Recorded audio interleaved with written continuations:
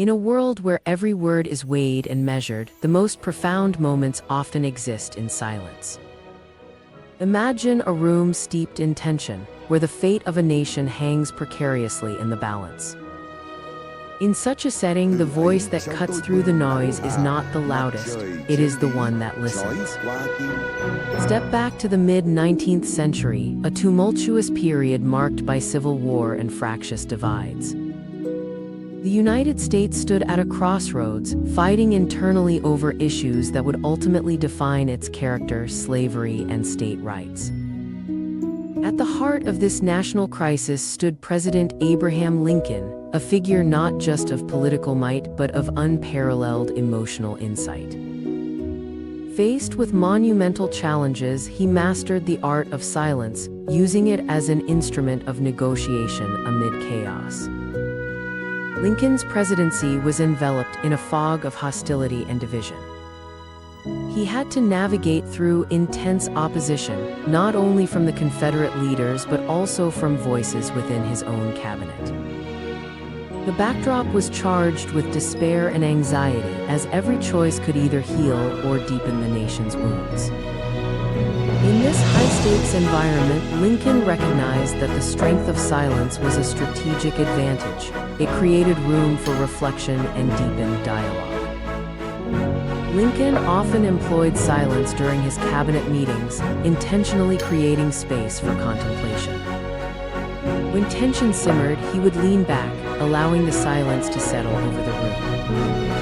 It was not an uncomfortable quiet, it was an invitation for thought.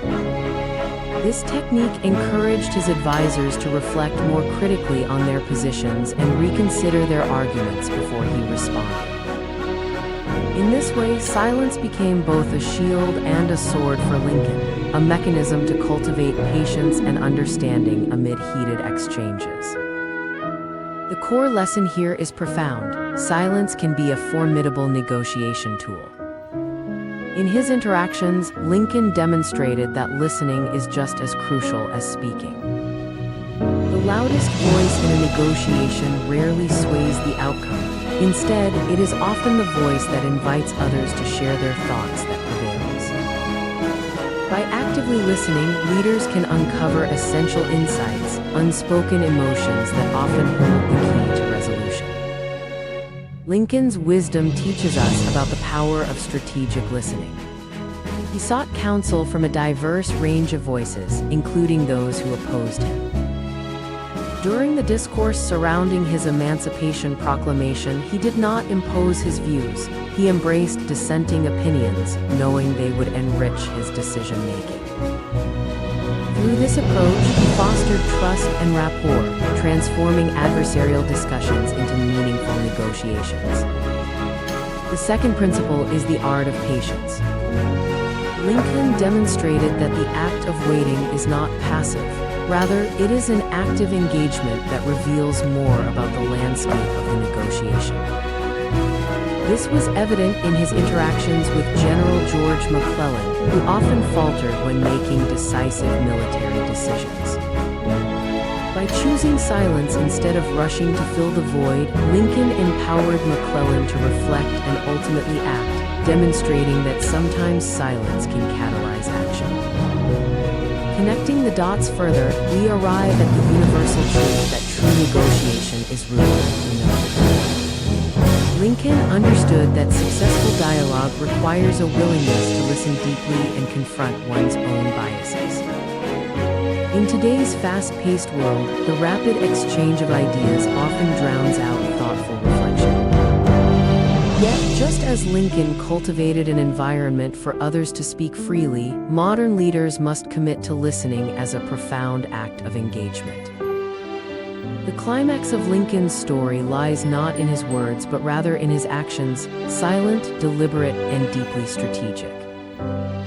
His presidency serves as a powerful example that in critical moments, the ability to listen can forge connections and build bridges even when conflict seems insurmountable.